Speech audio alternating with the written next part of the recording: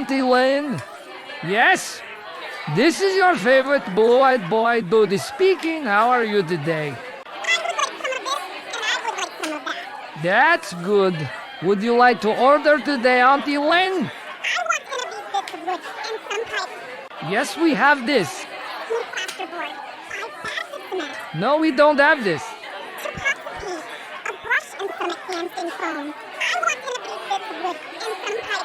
Maybe cheaper at B&Q.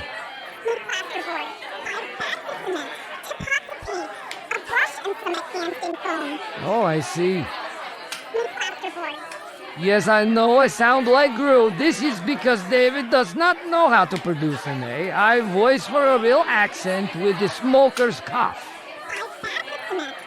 I will personally load your order onto our delivery vehicle, Auntie Lynn. And then I will dispatch our most experienced driver, Simon.